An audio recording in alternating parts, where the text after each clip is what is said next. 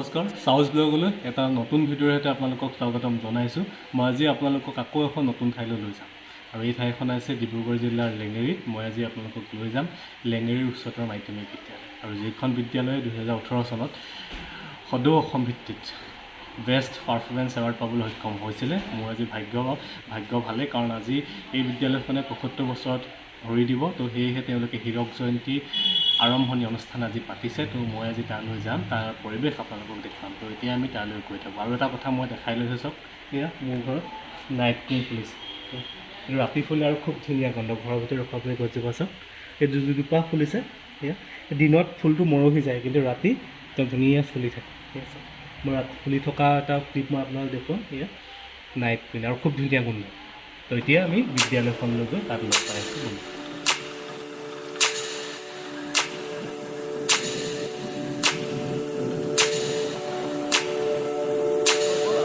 গন্তব্যস্থান পাই গৈছোঁ। মোৰ পিছফালে দেখিছে, এইফালে লেঙেৰী উচ্চতৰ মাধ্যমিক বিদ্যালয় আৰু যিখন বিদ্যালয়ৰ আজি হীৰক জয়ন্তী বৰ্ষ আৰম্ভণি অনুষ্ঠান হৈ আছে। তো এতিয়া মই ভিতৰলৈ যাম আৰু ভিতৰৰ পৰিৱেশ আপোনালোকক দেখুৱাম। তো ব'লক এতিয়া ভিতৰলৈ গৈ থাকোঁ।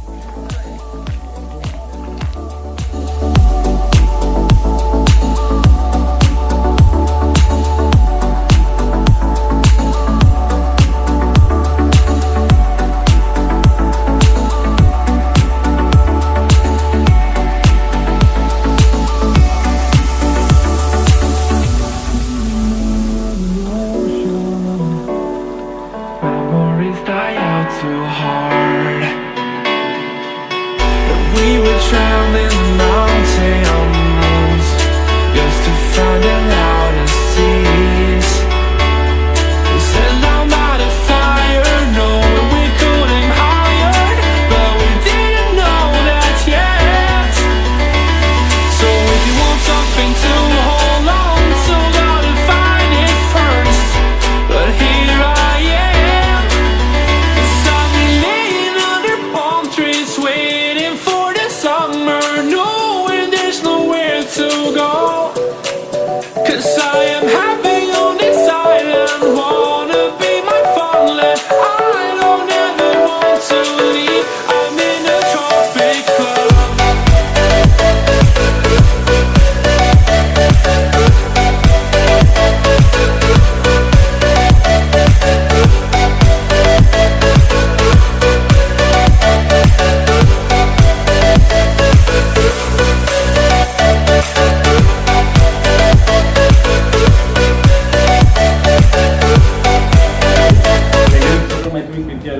অধ্যক্ষ মহোদয়ৰ কথা ভাবিছোঁ। তো এতিয়া আমি মহোদয়ৰ লগত চিনাকি হ'ম আৰু বিদ্যালয়খনৰ বিষয়ে সবিশেষ জানিবলৈ চেষ্টা কৰিম। লেঙেৰী উচ্চতৰ মাধ্যমিক বিদ্যালয়ৰ ৭৫ বছৰ জন্ম জয়ন্তী বা প্ৰতিষ্ঠা দিৱসৰ সম্পূৰ্ণ হোৱা হেতুকে আমি এই বছৰ 2021-22 বৰ্ষত লেঙেৰী উচ্চতৰ মাধ্যমিক বিদ্যালয়ৰ হীৰক জয়ন্তী বৰ্ষ আমি উদযাপন কৰিবলৈ আগবাঢ়িছোঁ। ইতিমধ্যে যোৱা 5 ফেব্ৰুৱাৰী 2021 তাৰিখে আমি এখন ৰাজহুৱা সভাৰ যোগে বিদ্যালয়ৰ হীৰক জয়ন্তী উদযাপনৰ বাবে আমি এখন উদযাপন সমিতি গঠন কৰিছিলোঁ আৰু উদযাপন সমিতিয়ে খুব কম সময়ৰ ভিতৰতে 28 এপ্ৰিল 2021 তাৰিখে উদযাপন সমিতিৰ তৰফৰ হীৰক জয়ন্তী বৰ্ষৰ প্ৰথমটো অনুষ্ঠান শুভাৰম্ভণি অনুষ্ঠানটো কৰিম বুলি আমি ঠিক কৰিছিলোঁ, প্ৰস্তুতি চলাইছিলোঁ। কিন্তু সেই সময়তে কৰোনাৰ প্ৰভাৱ বেছি বৃদ্ধি পালে। জিলা প্ৰশাসন বা অসম চৰকাৰৰ তৰফৰ পৰা কিছুমান বাধা নিষেধ আৰোপ কৰা হ'ল। গতিকে আমি সেই সময়ত আমাৰ এই আৰম্ভণি অনুষ্ঠানটো আমি স্থগিত ৰাখিলোঁ। আৰু পৰৱৰ্তী সময়ত যেতিয়া এই কৰোনাৰ কিছু প্ৰভাৱ কমিল, পৰিস্থিতি স্বাভাৱিক হ'বলৈ আৰম্ভ কৰিলে, বিদ্যালয়সমূহত দুই এটা শ্ৰেণী আৰম্ভ হ'ল, আমি উদযাপন সমিতিয়ে চিন্তা কৰিলোঁ যে আমি খুব সোনকালে আমি আৰম্ভণি অনুষ্ঠানটো অনুষ্ঠিত কৰোঁ। আৰু সেই কথা চিন্তা কৰি আমি আমাৰ কাৰ্যনিৰ্বাহক সভা কৰ্মচাৰী সমিতিৰ সভা আহ্বান কৰি আজি 11 অক্টোবৰ 2021 তাৰিখে আমি আমাৰ বিদ্যালয়ৰ হীৰক জয়ন্তী বৰ্ষৰ আৰম্ভণি অনুষ্ঠানটো আজি অনুষ্ঠিত কৰিছোঁ।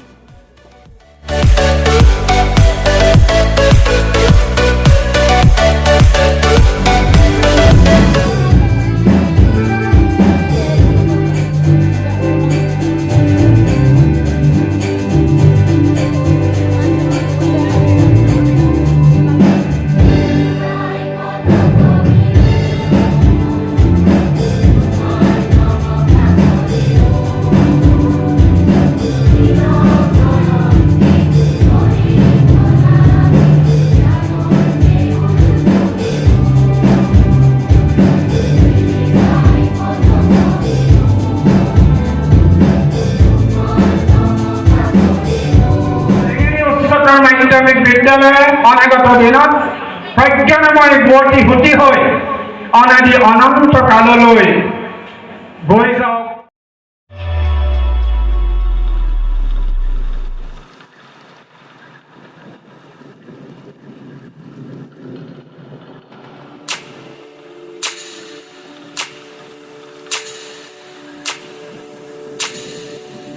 আমি আজি আমাৰ বিদ্যালয়ৰ হীৰকজয়ন্তী প্ৰথম অনুষ্ঠানটো উদযাপন কৰিব পৰা আমি গৌৰৱান্বিত আৰু আমি আনন্দিত। আৰু ইতিমধ্যে যিহেতু কৰোণা কালৰ কাৰণে আমাৰ বিদ্যালয়ৰ হীৰকজয়ন্তী বৰ্ষৰ বহুখিনি সময় পাৰ হৈ গ'ল। বাকী থকা মাহকেইটা আমি আমাৰ সামৰণি অনুষ্ঠানটো আমি অহা 2022 বৰ্ষৰ জানুৱাৰী মাহত অনুষ্ঠিত কৰিবলৈ আমি আলোচনা কৰিছোঁ। সিদ্ধান্ত সমাজৰ ব্যক্তি বিশেষ বিভিন্ন নেতৃস্থানীয় লোক, ছাত্ৰ ছাত্ৰী, সমাজকৰ্মী, মাননীয় জিলা প্ৰশাসনৰ তৰফৰ পৰা মাননীয় বিধায়কক আদি কৰি আমি আমাৰ মন্ত্ৰীমণ্ডল অসম চৰকাৰ সকলোৱে আৰু লগতে এই বিদ্যালয়ৰ প্ৰাক্তন শিক্ষক শিক্ষয়িত্ৰী কৰ্মচাৰী ছাত্ৰ ছাত্ৰী সকলোৰে আমি সহায় সহযোগ কামনা কৰিছোঁ। আমি প্ৰচাৰ মাধ্যমৰ লোকৰো সহায় সহযোগ কামনা কৰিছোঁ যাতে এই বিদ্যালয়ৰ এই হীৰক জয়ন্তী উদযাপনৰ বাতৰি আপোনালোকৰ চেনেলৰ যোগেদি প্ৰচাৰিত হয়। ছাৰৰ পৰা আমি বহুখিনি কথা গম পালোঁ। আপোনালোকে সকলোৱে সহায় সহযোগিতা কৰিব আৰু আহিব। ধন্যবাদ ছাৰ।